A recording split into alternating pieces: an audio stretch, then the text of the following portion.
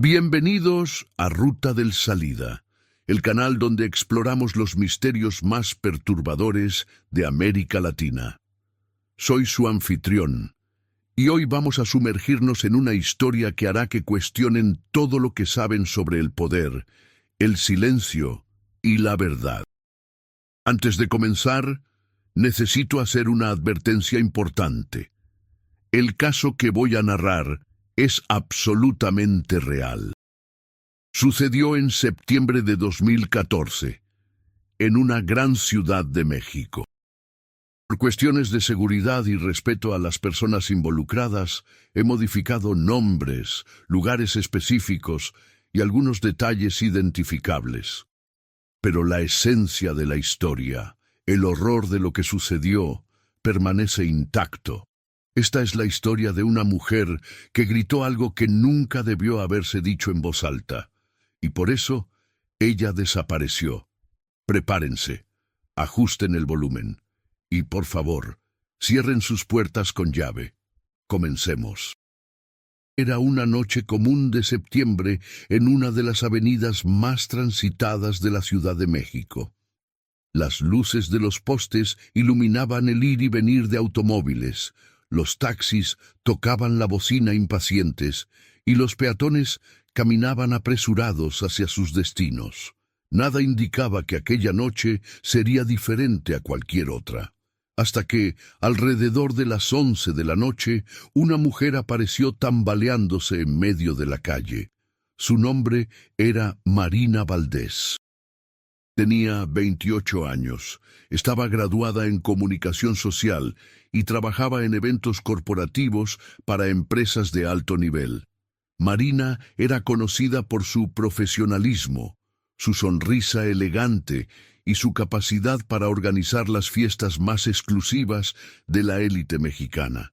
Había trabajado en bodas millonarias, inauguraciones de hoteles de lujo y eventos privados donde la entrada costaba más que el salario anual de una familia promedio. Pero esa noche, Marina no lucía nada elegante.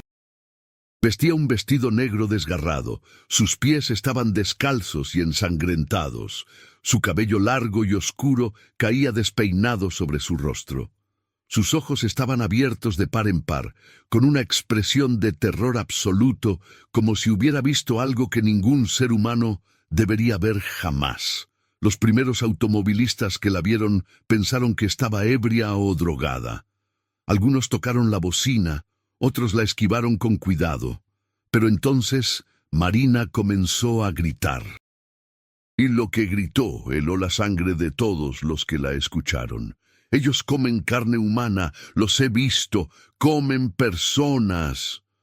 Su voz era áspera, desesperada, llena de un pánico visceral que no podía ser fingido. Señalaba hacia ningún lugar en particular, como si los monstruos de los que hablaba pudieran estar en cualquier parte observándola. La reina de Inglaterra come carne, Carlos Slim come carne, todos ellos. Son caníbales, matan niños. Yo los vi. El tráfico comenzó a detenerse. Algunas personas sacaron sus teléfonos celulares y comenzaron a grabar.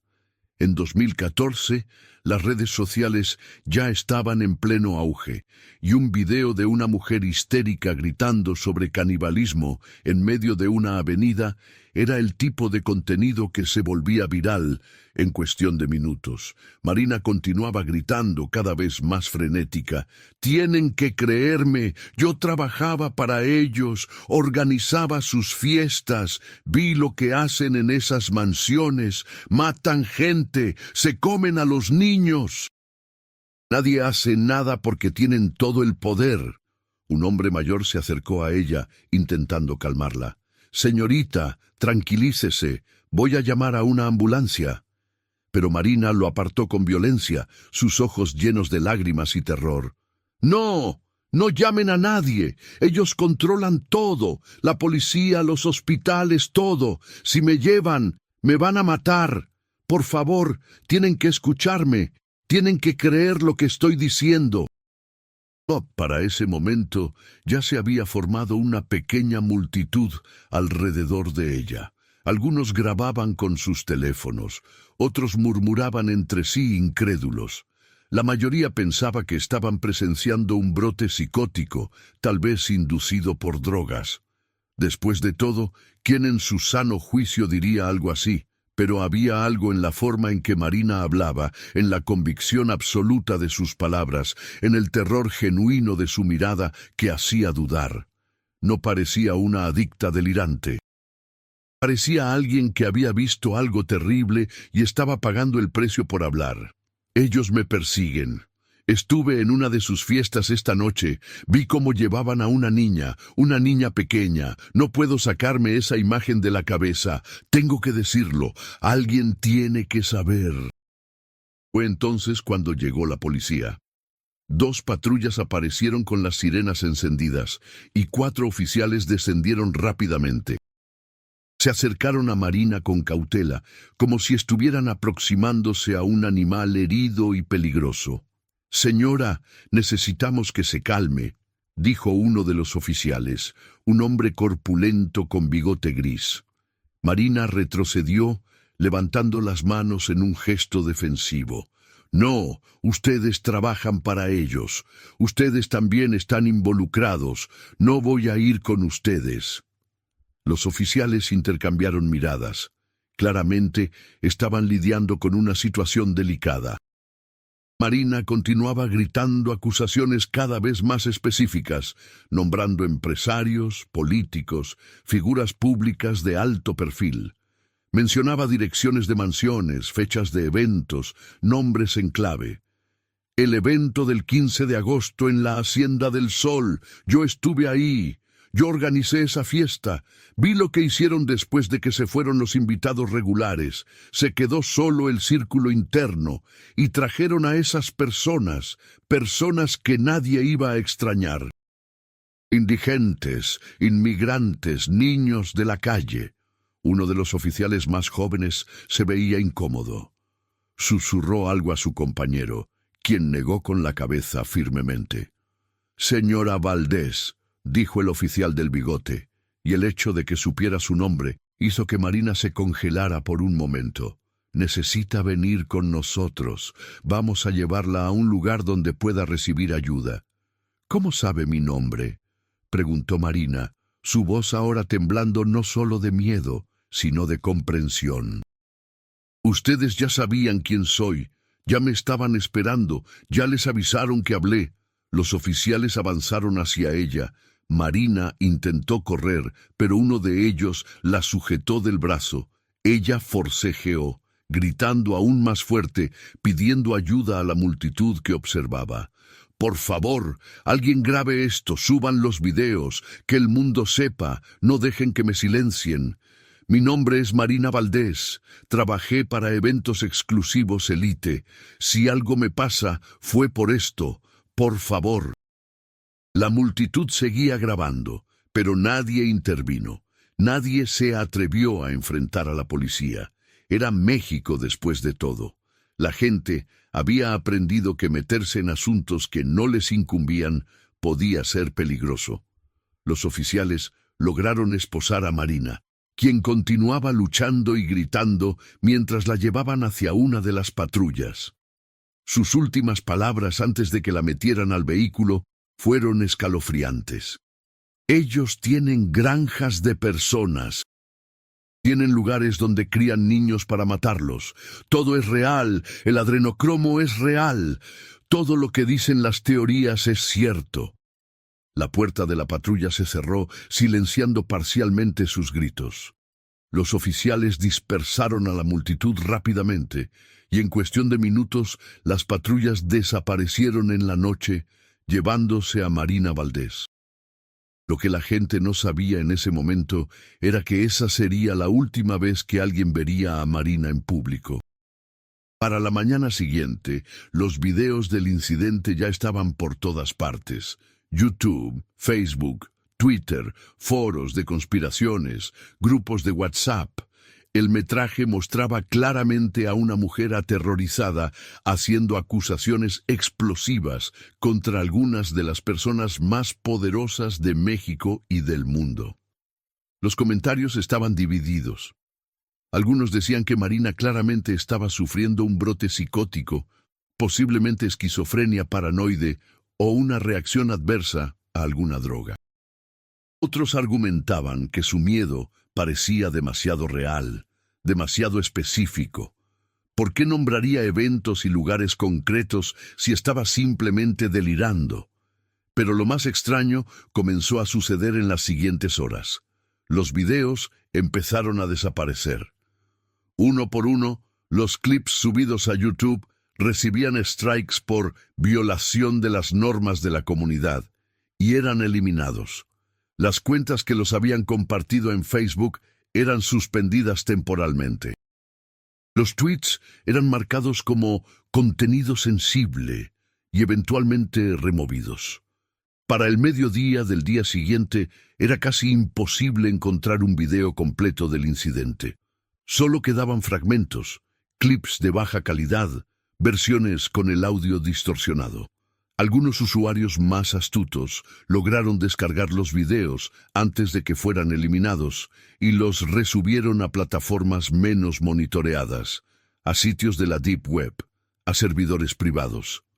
Pero el daño estaba hecho. El alcance masivo que el video pudo haber tenido fue efectivamente neutralizado. Los medios de comunicación tradicionales no tocaron la historia. Ni una sola mención en los noticieros de televisión, ni en los periódicos de circulación nacional. Fue como si el incidente nunca hubiera sucedido, excepto en los círculos de teorías de conspiración, donde el caso de Marina Valdés se convirtió instantáneamente en una leyenda. Un grupo de investigadores amateur en Internet, liderados por un usuario con el seudónimo de Buscador de Verdad, decidió investigar más a fondo. Lo que descubrieron fue inquietante. Marina Valdés efectivamente existía. Encontraron su perfil de LinkedIn, que mostraba que había trabajado para una empresa llamada Eventos Exclusivos Elite durante los últimos 5 años. La empresa era conocida por organizar eventos para clientes de altísimo nivel, magnates, políticos, celebridades internacionales. Su perfil de Facebook había sido activo hasta el 20 de septiembre de 2014, 2 días antes del incidente. Sus últimas publicaciones eran normales: fotos de comida, memes divertidos, una imagen de un atardecer con la frase «agradecida por otro día hermoso». No había señales de problemas mentales, de consumo de drogas, de nada que pudiera explicar lo que sucedió esa noche. Pero después del 22 de septiembre, sus redes sociales fueron eliminadas. Completamente. Su perfil de LinkedIn desapareció. Su cuenta de Facebook fue cerrada. Su Instagram, que tenía más de 3.000 seguidores, simplemente dejó de existir. Los investigadores también intentaron contactar a Eventos Exclusivos Elite. Llamaron al número que aparecía en el sitio web de la empresa, pero nadie contestó. Enviaron correos electrónicos que rebotaron como no entregados. Cuando intentaron visitar la dirección física de la oficina, descubrieron que el edificio estaba cerrado, con un letrero de "se renta" en la entrada.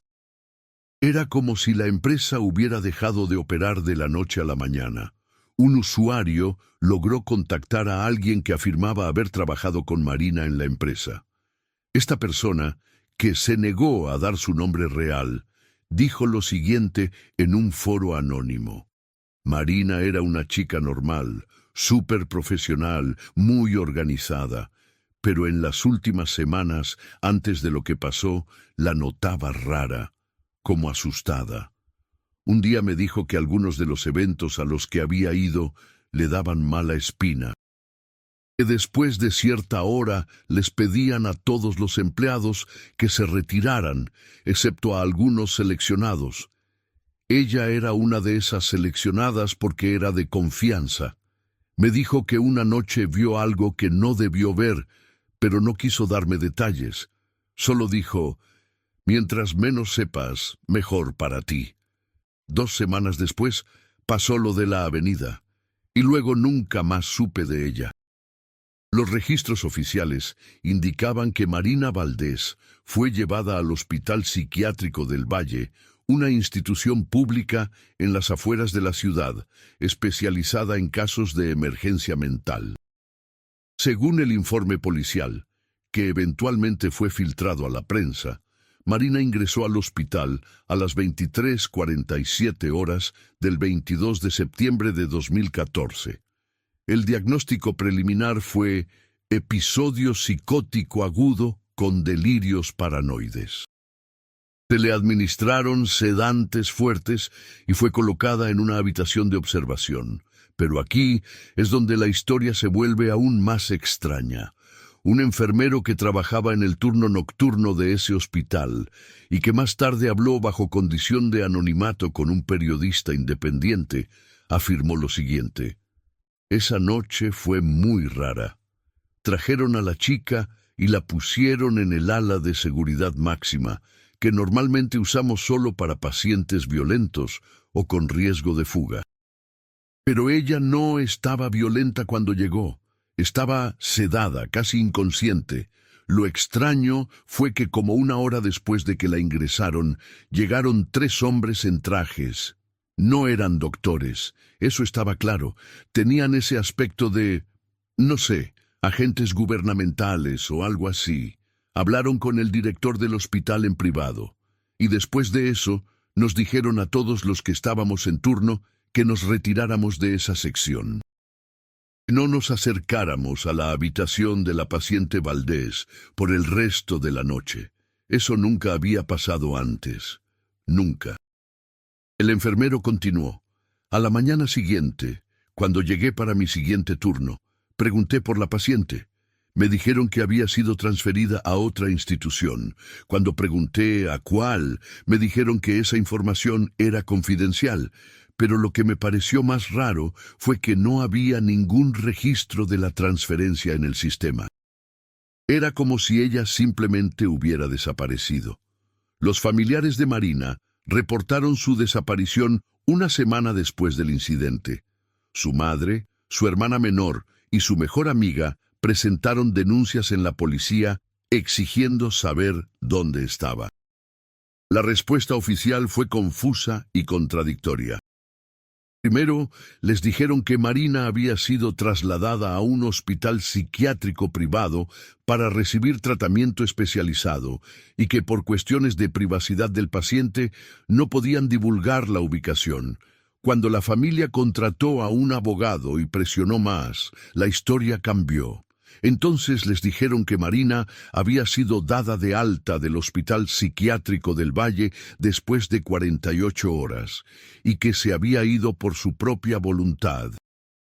Estaba legalmente libre y podía estar en cualquier parte, pero cuando el abogado solicitó ver los documentos de alta, le dijeron que había habido un error administrativo y que los documentos se habían extraviado. La familia de Marina estaba desesperada.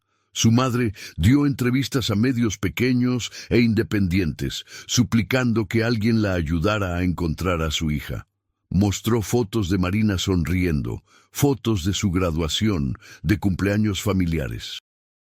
Insistía en que su hija nunca había tenido problemas mentales, que algo terrible le había pasado. Mi hija no estaba loca, decía su madre con lágrimas en los ojos. Lo que sea que vio esa noche la traumatizó tanto que perdió el control. Pero alguien la silenció. Alguien se la llevó. Y necesito saber quién y por qué.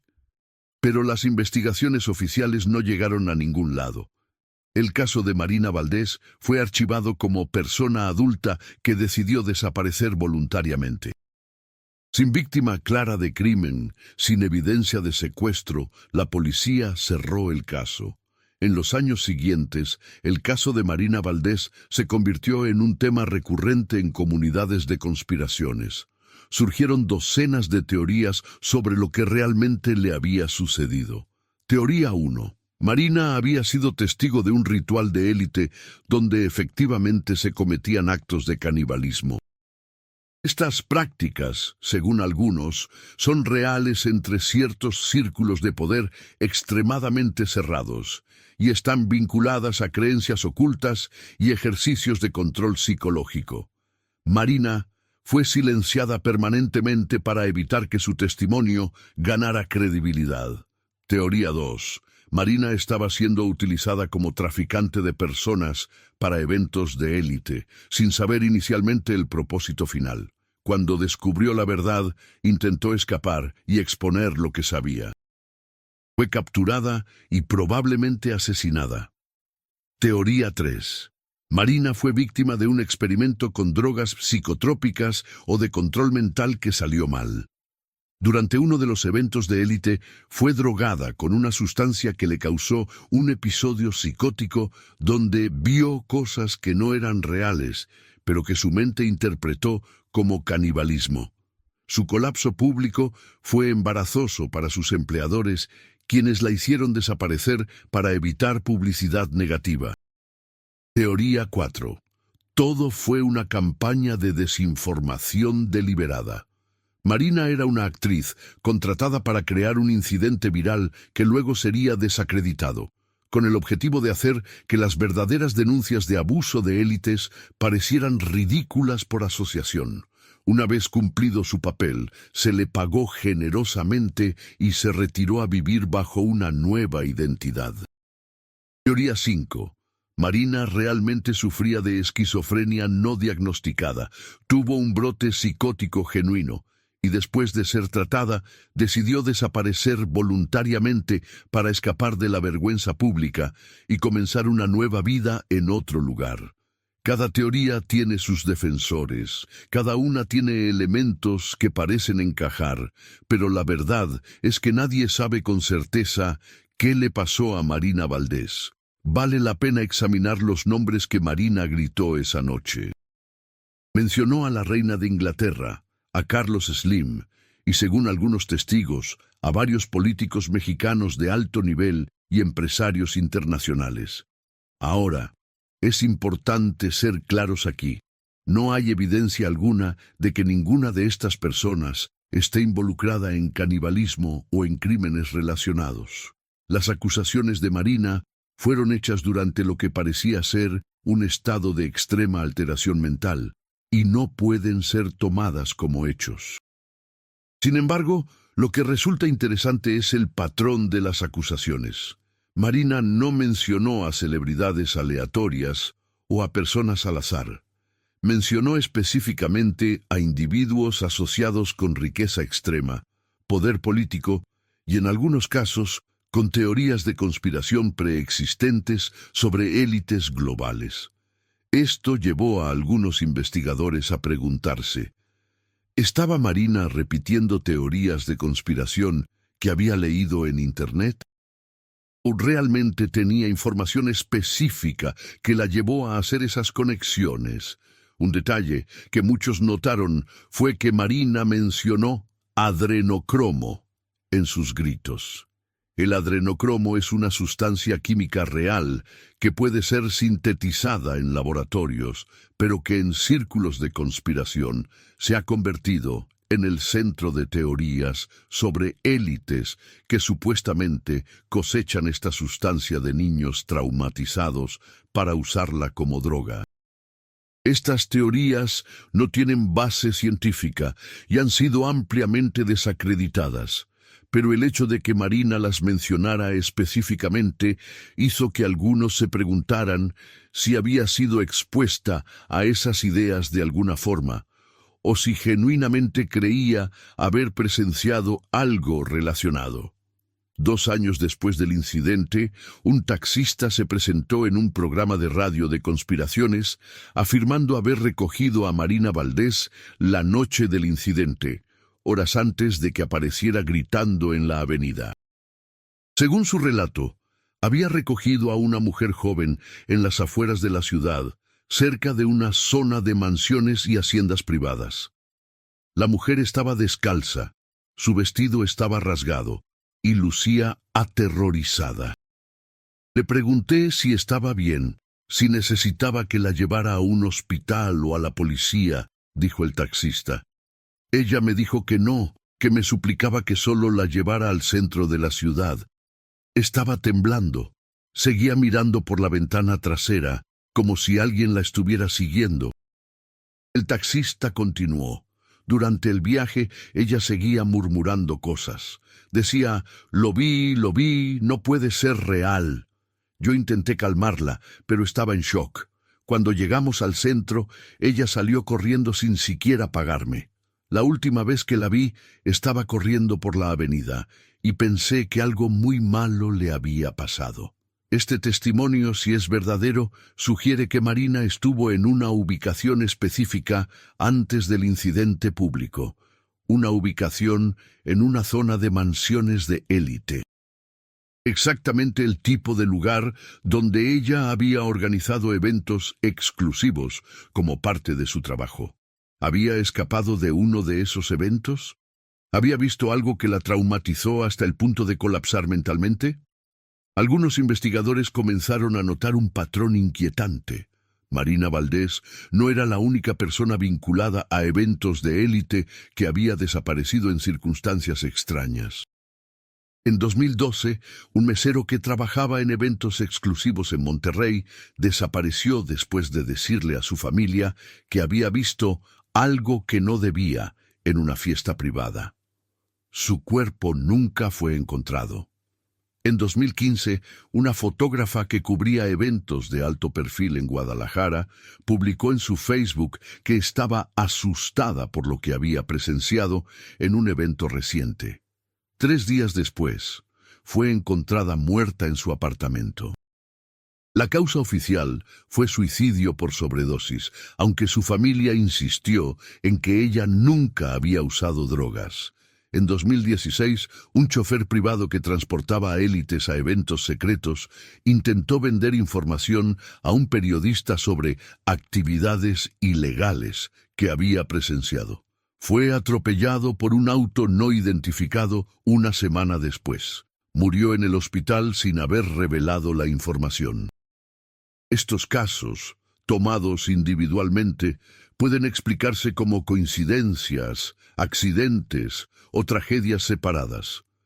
Pero cuando se analizan juntos, emerge un patrón perturbador.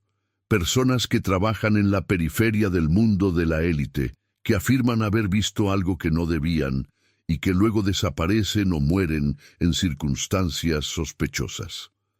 En 2018, un exdetective de la Policía de la Ciudad de México, ya retirado y viviendo en el extranjero, dio una entrevista a un podcast independiente. Habló bajo condición de que su identidad no fuera revelada. En la entrevista, afirmó haber trabajado brevemente en el caso de Marina Valdés antes de que le fuera quitado. Recibimos la orden desde arriba de cerrar el caso rápidamente, dijo.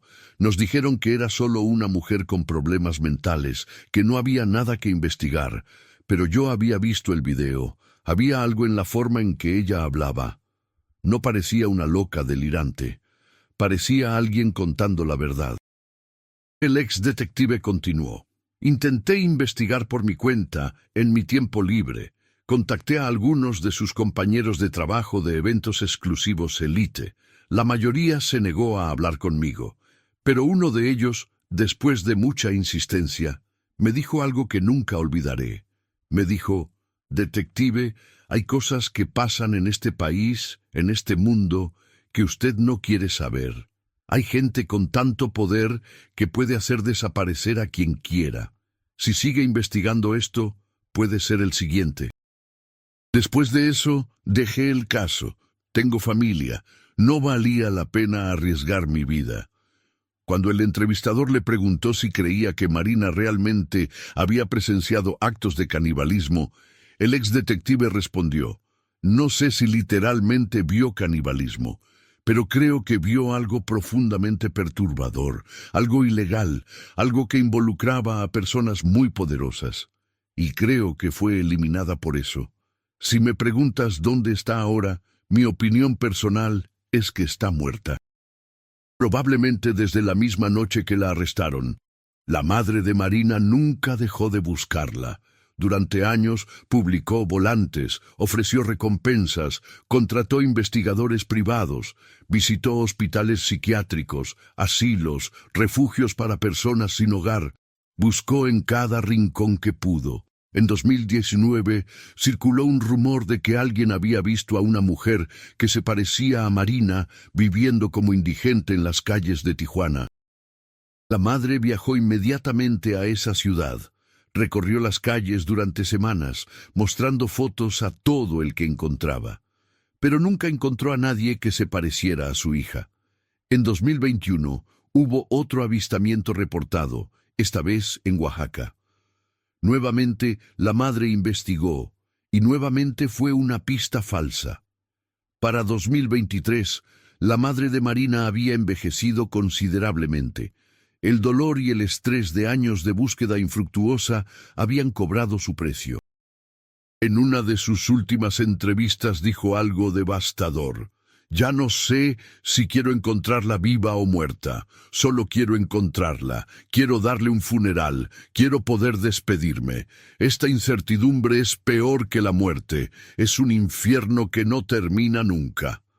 La pregunta central del caso de Marina Valdés sigue sin respuesta. ¿Qué vio realmente esa noche? Hay 4 posibilidades principales. 1. Vio algo genuinamente criminal y perturbador, aunque no necesariamente canibalismo literal. Tal vez presenció abuso sexual, tráfico de personas o algún otro crimen grave cometido por personas poderosas. El trauma la hizo colapsar mentalmente, y su mente interpretó lo que vio en términos de canibalismo como una forma de procesar el horror. 2. Fue drogada con una sustancia alucinógena potente durante el evento y experimentó visiones aterradoras que creyó reales. Las drogas pueden hacer que las personas vean y crean cosas que no están sucediendo, especialmente sustancias como el LSD, la ayahuasca, o químicos de investigación más exóticos. 3. Tuvo un genuino episodio psicótico, no relacionado con nada que realmente haya presenciado. La esquizofrenia y otros trastornos psicóticos pueden manifestarse repentinamente en adultos jóvenes, y los delirios pueden ser extremadamente vívidos y convincentes para la persona que los experimenta. 4. Vio exactamente lo que dijo que vio. Esta es la explicación más difícil de aceptar, pero también la más aterradora. ¿Y si Marina estaba diciendo la verdad literal? ¿Y si realmente existe un círculo de élites que cometen actos de violencia extrema, incluyendo potencialmente canibalismo ritual? Y ella tuvo la desgracia de presenciarlo. La mayoría de la gente, comprensiblemente, prefiere creer las explicaciones 1, 2 o 3. La cuarta opción es demasiado perturbadora para considerarla seriamente. Requiere aceptar que el mundo es mucho más oscuro de lo que nos gustaría creer, que existe el mal genuino en los niveles más altos del poder y que somos impotentes para detenerlo. Hoy, más de 10 años después del incidente, Marina Valdés sigue desaparecida. Oficialmente, su caso permanece abierto, pero nadie está investigando activamente. Su historia se ha convertido en una leyenda urbana, en un cuento de advertencia, en un símbolo para aquellos que creen que la élite opera por encima de la ley. Los videos de esa noche, aunque difíciles de encontrar, siguen circulando tentar nuevamente se continuardo en rincones oscuros de Internet. Cada pocos meses, alguien nuevo los descubre y el caso vuelve a ganar atención brevemente en redes sociales, antes de desvanecerse nuevamente en el olvido. Pero tal vez el legado más importante de Marina no es lo que dijo, sino lo que su caso representa: el silencio. El silencio de los medios de comunicación que se negaron a cubrir la historia.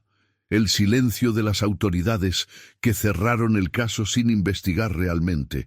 El silencio de sus antiguos compañeros de trabajo que se negaron a hablar.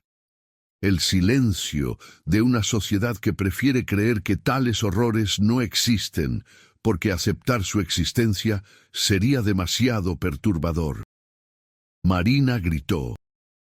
Gritó tan fuerte como pudo, y el mundo la silenció. Lo más inquietante del caso de Marina es que no es único. Alrededor del mundo ha habido casos similares de personas que hacen acusaciones explosivas contra élites y luego desaparecen o mueren en circunstancias sospechosas. En Estados Unidos, en 2016, un hombre irrumpió en una pizzería en Washington, D.C., armado con un rifle, convencido de que había un sótano donde se traficaban niños. No encontró ningún sótano y fue arrestado. Este incidente fue ampliamente cubierto por los medios como un ejemplo de los peligros de las teorías de conspiración, específicamente la teoría conocida como Pizzagate. Pero lo que muchos no saben es que antes de ese incidente había habido múltiples personas en línea que afirmaban tener información interna sobre redes de tráfico de élite. Varias de esas personas dejaron de publicar repentinamente. Algunas de sus cuentas fueron cerradas. En al menos 2 casos se reportaron suicidios. En Europa, en 2004, un caso conocido como el caso Dutroux, en Bélgica, reveló una red de secuestro y abuso de menores que, según algunos investigadores, tenía conexiones con círculos de poder. Testigos que iban a declarar murieron en circunstancias extrañas. Documentos desaparecieron. La investigación fue, según muchos, deliberadamente saboteada. En Corea del Sur, el escándalo de 2016 reveló que la presidenta Park Geun-hye estaba bajo la influencia de una líder de secta y que círculos de élite estaban involucrados en rituales extraños y posible abuso. Cuando este caso salió a la luz, hubo protestas masivas y finalmente la presidenta fue destituida. Pero muchos de los detalles más perturbadores del caso nunca fueron completamente revelados al público. Estos casos, aunque diferentes en sus detalles, comparten un patrón común: acusaciones de que las élites operan por encima de la ley, participan en actividades criminales graves y tienen el poder de silenciar a quienes intentan exponerlos. ¿Son todas estas acusaciones verdaderas? Probablemente no. Muchas teorías de conspiración son exageraciones, malentendidos o completas fabricaciones. Pero ¿significa eso que ninguna es verdadera? Esa es la pregunta que nos deja el caso de Marina Valdés. Para entender por qué algunas personas creen que las acusaciones de Marina podrían ser ciertas, necesitamos examinar la psicología del poder absoluto. Los estudios psicológicos han demostrado consistentemente que el poder cambia la forma en que las personas piensan y se comportan. El poder reduce la empatía, aumenta la disposición a tomar riesgos y puede llevar a un sentido de estar por encima de las reglas normales. Experimentos, como el infame experimento de la prisión de Stanford, demostraron que personas ordinarias, cuando se les da poder sobre otros, pueden volverse sorprendentemente crueles en poco tiempo. Ahora imaginen ese efecto multiplicado por décadas de riqueza y poder ilimitados. Imaginen círculos de personas que nunca han enfrentado consecuencias por sus acciones, que han aprendido que pueden comprar su salida de cualquier problema, que están rodeados solo de otros igualmente poderosos, que refuerzan su sentido de superioridad. ¿Qué tipo de comportamiento podrían exhibir esas personas? ¿Dónde estarían sus límites morales, si es que tienen alguno? La historia está llena de ejemplos de élites que cometieron atrocidades. Los emperadores romanos organizaban juegos donde esclavos eran asesinados por entretenimiento. La nobleza europea medieval tenía el derecho de pernada, que les permitía abusar sexualmente de las esposas de los campesinos. Los señores de esclavos en América tenían poder absoluto sobre la vida y muerte de seres humanos. En cada caso, estas atrocidades eran conocidas, aceptadas y consideradas normales por aquellos en el poder. Solo generaciones después, mirando hacia atrás, las reconocemos como los horrores que eran. Es posible que en nuestra era moderna círculos de élites estén cometiendo actos similares, protegidos por su riqueza y poder, y que solo décadas o siglos después serán reconocidos y condenados. Es una pregunta incómoda, y tal vez por eso preferimos no hacerla. Hay algo que necesitamos discutir, aunque sea brevemente: la existencia documentada de rituales extraños entre círculos de élite. No estamos hablando necesariamente de canibalismo o asesinato, sino de prácticas que, para una persona externa, parecerían completamente bizarras. Por ejemplo, el Bohemian Grove es un club real en California, Estados Unidos, donde cada año se reúnen algunos de los hombres más poderosos del mundo, presidentes, CEOs, magnates. Durante estas reuniones, realizan una ceremonia llamada Cremation of Care, donde queman una efigie frente a una estatua gigante de un búho, mientras usan túnicas y realizan cantos. Esto no es una teoría de conspiración, es un hecho documentado. Hay fotos, hay testimonios de miembros, hay incluso videos filtrados. Cuando personas ordinarias ven estas imágenes, su reacción natural es: ¿qué demonios es esto? Y si esto es lo que hacen públicamente, bueno, semipúblicamente, ¿qué hacen en privado absoluto? Sociedades secretas como Skull and Bones en la Universidad de Yale tienen rituales de iniciación que involucran ataúdes, confesiones de secretos sexuales y juramentos de lealtad de por vida. Nuevamente, esto está documentado.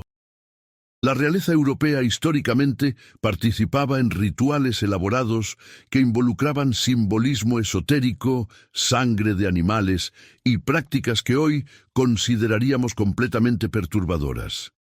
Entonces, es tan difícil de creer que algunos círculos de élite puedan participar en rituales aún más extremos, lejos de la vista pública.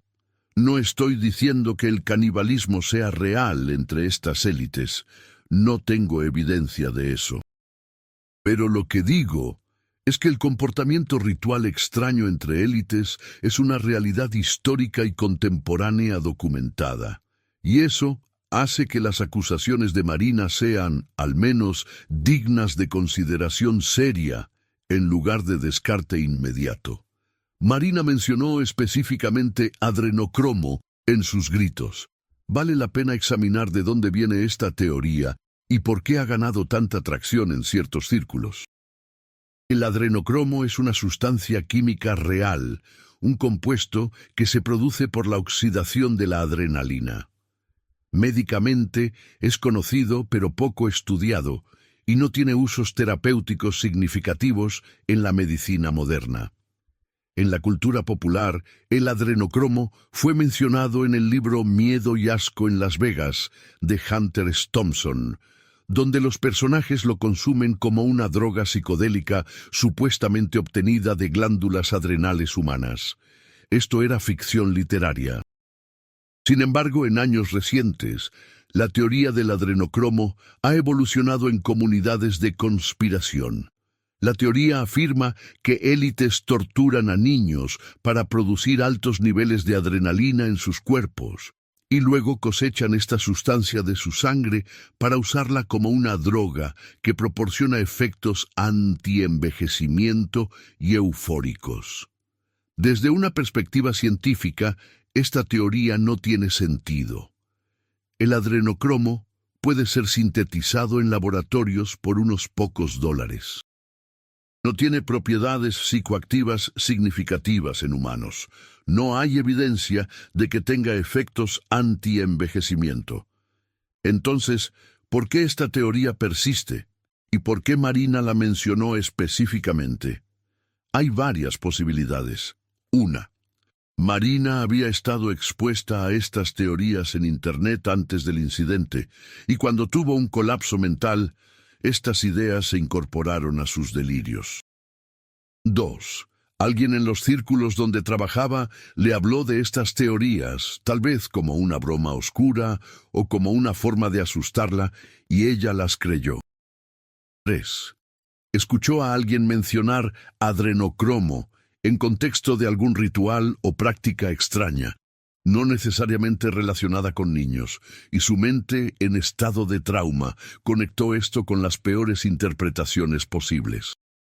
La explicación científica más probable es que la teoría del adrenocromo es una leyenda urbana moderna, una forma en que la gente procesa y expresa sus ansiedades sobre el poder de las élites de manera simbólica. Pero para aquellos que creen en el caso de Marina, el hecho de que mencionara esto específicamente es evidencia de que algo real está sucediendo. Aunque las acusaciones específicas de canibalismo son difíciles de verificar, no hay duda de que el tráfico humano es un problema masivo y real, incluyendo el tráfico sexual de menores. Según estimaciones de las Naciones Unidas, hay aproximadamente 40 millones de víctimas de tráfico humano en el mundo en cualquier momento dado. Millones de estas son niños. Casos de alto perfil, como el de Jeffrey Epstein, el financiero multimillonario que operaba una red de tráfico sexual de menores que involucraba a figuras políticas, celebridades y miembros de la realeza, han demostrado que estas redes realmente existen entre las élites. Epstein fue arrestado en 2019 y murió en su celda en lo que oficialmente fue declarado un suicidio, aunque las circunstancias fueron extremadamente sospechosas. Muchos creen que fue asesinado para evitar que revelara los nombres de sus clientes y cómplices. Su cómplice, Ghislaine Maxwell, fue condenada en 2021 por tráfico sexual de menores. Durante el juicio, salieron a la luz detalles perturbadores sobre cómo operaba esta red, incluyendo el uso de aviones privados para transportar a víctimas, islas privadas donde ocurrían los abusos y un sistema elaborado de chantaje y control. Este caso es relevante para el de Marina porque demuestra varias cosas importantes. 1. Las redes de tráfico y abuso que involucran a élites son reales, no teorías de conspiración. 2. Estas redes pueden operar durante décadas sin ser detectadas, protegidas por dinero, conexiones y el poder de intimidar o eliminar a testigos. 3. Cuando finalmente son expuestas, hay fuerzas que trabajan activamente para limitar el alcance de la revelación y proteger a los individuos más poderosos involucrados. En el caso de Epstein, a pesar de que sabemos que tenía una lista extensa de clientes y asociados, muy pocas personas han sido procesadas. La mayoría de los nombres en su libro negro nunca han enfrentado consecuencias. Entonces, cuando Marina gritó sobre élites cometiendo crímenes contra niños, ¿estaba completamente delirando o había tocado una verdad incómoda, aunque quizás exagerada o distorsionada por su estado mental? Un aspecto crítico del caso de Marina es cómo fue manejado por los medios de comunicación, o más precisamente, cómo no fue manejado. La decisión de medios masivos de no cubrir la historia puede entenderse desde varias perspectivas. Desde una perspectiva periodística responsable, no reportar acusaciones sin fundamento contra individuos específicos es ético. Sin evidencia verificable, publicar las acusaciones de Marina habría sido potencialmente difamatorio y dañino. Desde una perspectiva cínica, los medios de comunicación principales están controlados por corporaciones y élites. No van a publicar historias que expongan o incluso cuestionen a esos mismos círculos de poder. La autocensura es la forma más efectiva de censura. Desde una perspectiva práctica, el caso era complicado, potencialmente peligroso legalmente, y la narrativa más simple, mujer con problemas mentales, era más fácil de aceptar y menos problemática de reportar. Lo que es innegable es que hubo un apagón informativo. Una mujer hace acusaciones explosivas en público, hay video evidencia, desaparece en circunstancias misteriosas, y casi ningún medio de comunicación masivo lo cubre. Compare esto con cualquier otro caso de persona desaparecida que recibe cobertura nacional. ¿Por qué algunos casos se vuelven fenómenos mediáticos, mientras otros son ignorados completamente? La respuesta usual es el atractivo de la historia, la demografía de la víctima, el interés público percibido. Pero en el caso de Marina, todos esos elementos estaban presentes. Era una historia increíblemente dramática, con video viral, y claramente había interés público masivo en línea. Entonces, ¿por qué el silencio? Tal vez la respuesta más simple es el miedo. El ex detective que trabajó brevemente en el caso lo dijo claramente. Fue amenazado implícitamente para que dejara de investigar. Los compañeros de trabajo de Marina se negaron a hablar con investigadores. Los medios de comunicación evitaron la historia. El miedo es una herramienta poderosa de control. No necesitas eliminar a todos los que saben algo. Solo necesitas eliminar a uno o dos, públicamente, de manera que sirva como advertencia para todos los demás. Y en un país como México, donde el asesinato de periodistas y activistas es tristemente común, donde la impunidad es la norma para los poderosos, el miedo es racional. Según el Comité para la Protección de Periodistas, México es uno de los países más peligrosos del mundo para ejercer el periodismo. Docenas de periodistas han sido asesinados en las últimas 2 décadas, muchos de ellos mientras investigaban corrupción o crimen organizado. Si eres un periodista, un detective o simplemente un ciudadano común que tiene información sobre algo que involucra a personas poderosas, ¿arriesgarías tu vida para exponerlo? ¿Arriesgarías la vida de tu familia? La mayoría de la gente, comprensiblemente, diría que no. Y ahí está el genio del sistema. No necesitas un complot elaborado. No necesitas órdenes explícitas desde arriba. Solo necesitas una cultura de miedo donde las personas aprendan por experiencia o por observación que hacer ciertas preguntas o investigar ciertos temas puede ser fatal. La autocensura hace el resto. Después de más de una década, el caso de Marina Valdés nos deja con más preguntas que respuestas. ¿Qué pasó realmente esa noche en la mansión o hacienda donde supuestamente trabajaba Marina? ¿Presenció un crimen real? ¿Fue drogada? ¿Tuvo un colapso mental espontáneo? ¿Por qué sus empleadores, la compañía Eventos Exclusivos Elite, cerró tan repentinamente? ¿Fue solo una coincidencia? ¿O había algo que ocultar? ¿A dónde fue Marina después de ser llevada al hospital psiquiátrico? ¿Está viva en algún lugar, tal vez con una nueva identidad? ¿Está en una institución mental bajo un nombre diferente? ¿O fue asesinada esa misma noche? ¿Por qué los videos fueron sistemáticamente eliminados de las plataformas en línea? ¿Fue solo porque violaban términos de servicio? ¿O hubo presión externa para suprimirlos? ¿Por qué la policía cerró el caso tan rápidamente?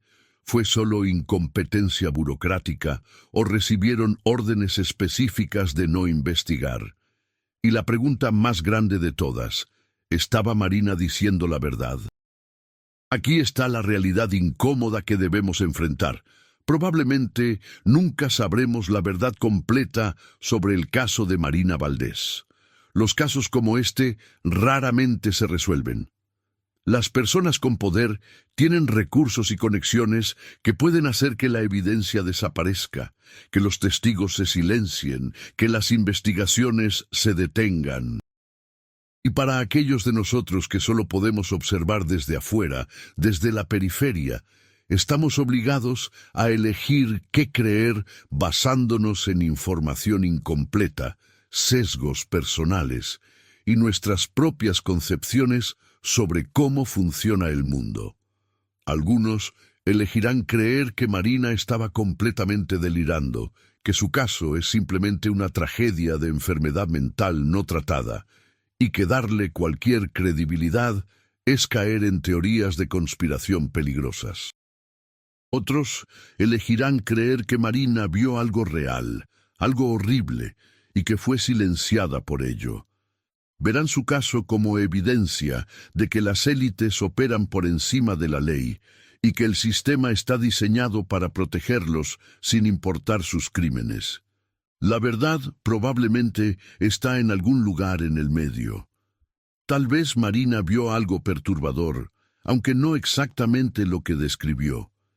Tal vez su mente, bajo estrés extremo, interpretó mal o exageró lo que presenció. Tal vez elementos de su historia son verdaderos mientras que otros son delirios. Pero independientemente de los detalles específicos, el caso de Marina nos obliga a confrontar preguntas incómodas sobre el poder, la justicia y nuestra propia complicidad en sistemas que permiten que el abuso continúe sin control. En cierto sentido, Marina Valdés se ha convertido en algo más grande que ella misma. Se ha convertido en un símbolo de la persona ordinaria que accidentalmente ve demasiado. Un símbolo de la desesperación, de gritar una verdad que nadie quiere escuchar. Un símbolo de lo que sucede cuando desafías a los poderosos. Su historia resuena porque toca algo universal. El miedo de ser impotente, de que existan fuerzas en el mundo contra las cuales no tenemos defensa, de que la verdad puede ser suprimida sin importar cuánto gritemos. En las comunidades en línea que siguen discutiendo su caso, Marina es vista como una mártir, alguien que sacrificó todo para intentar exponer el mal. Los hashtags aparecen periódicamente. Dete justicia para Marina. Ve que donde está Marina, brete la verdad de Marina. Artistas han creado murales con su imagen, mostrándola gritando con lágrimas en los ojos, con las palabras «Ella intentó advertirnos debajo». Músicos han escrito canciones sobre ella, narrando su historia en versos melancólicos sobre silencio y poder. Escritores han incluido versiones ficcionalizadas de su caso en novelas de suspenso y horror. Marina se ha convertido en parte de la mitología moderna, una figura legendaria cuya historia verdadera puede estar perdida para siempre, pero cuyo significado simbólico perdura. Mientras llegamos al final de esta historia, es importante recordar que detrás de los misterios, las teorías y el simbolismo, hay una persona real. Marina Valdés era una hija, una hermana, una amiga. Tenía sueños, esperanzas, miedos normales. Celebraba cumpleaños, veía películas, tomaba café con amigos. Era una persona completa, tridimensional, con toda la complejidad que eso implica, y ya sea que crean que estaba diciendo la verdad o que estaba experimentando un colapso mental, todos pueden estar de acuerdo en que su destino es trágico. Una vida joven, llena de potencial, perdida. Una madre que nunca encontrará respuestas. Una familia que nunca tendrá cierre. Eso es real. Más allá de todas las teorías y debates, hay un sufrimiento humano genuino en el centro de esta historia. Y ese sufrimiento merece respeto, compasión y sí, demanda justicia, aunque esa justicia parezca imposible. El caso de Marina también nos recuerda algo importante sobre nuestro mundo. El poder tiene consecuencias. El poder sin control, el poder sin transparencia, el poder sin responsabilidad, inevitablemente lleva al abuso. No necesitamos probar que el canibalismo ritual existe entre élites para reconocer que el abuso de poder es real, que el tráfico humano es real, que la impunidad de los ricos y poderosos es real, que el silenciamiento de las voces disidentes es real. Estas son verdades documentadas, probadas una y otra vez a lo largo de la historia y en el presente, y mientras esas verdades persistan, habrá más historias como la de Marina. Tal vez no exactamente iguales, tal vez sin las acusaciones específicas de canibalismo, pero similares en su esencia. Personas ordinarias que ven demasiado, que hablan demasiado y que desaparecen. Antes de cerrar completamente esta narración, debo mencionar los desarrollos más recientes. En 2024, 10 años después del incidente, comenzaron a circular nuevos rumores en línea. Varias personas en diferentes partes de México afirmaban haber visto a una mujer que coincidía con la descripción de Marina, aunque de mayor edad. Un usuario de un foro anónimo publicó: "Vi a una mujer que juro que es Marina Valdés, trabajando en un mercado de artesanías en San Cristóbal de las Casas, Chiapas. Cuando intenté acercarme, me miró con terror absoluto y huyó. Tenía una cicatriz grande en la frente que no aparecía en las fotos antiguas, pero los ojos eran los mismos ojos del video". Otro usuario reportó un avistamiento en Monterrey. Estaba en un refugio para personas sin hogar haciendo trabajo voluntario y había una mujer de aproximadamente 35-40 años que no hablaba con nadie, que parecía muchísimo a Marina. Cuando le pregunté su nombre, dijo que se llamaba Rosa y se alejó rápidamente. ¿Son estos avistamientos reales? ¿O son solo la manifestación del deseo colectivo de que Marina haya sobrevivido, de que todavía esté en algún lugar, de que podamos, de alguna manera, redimir esta historia encontrándola? Es imposible saberlo. La madre de Marina, ahora de edad avanzada y con salud deteriorada, ya no puede viajar para perseguir estas pistas. Depende de voluntarios que investigan estos reportes, pero hasta ahora ninguno ha llevado a nada concreto. Sin embargo, hay algo esperanzador en saber que después de una década la gente todavía busca, todavía se preocupa, todavía quiere respuestas. Mientras la historia de Marina no sea olvidada, mientras su nombre siga siendo pronunciado, mientras su caso siga siendo investigado por periodistas independientes, investigadores ciudadanos y personas que simplemente se niegan a aceptar el silencio oficial, hay esperanza. Tal vez no esperanza de encontrarla viva. Tal vez no esperanza de justicia en el sentido tradicional, pero esperanza de que su historia signifique algo.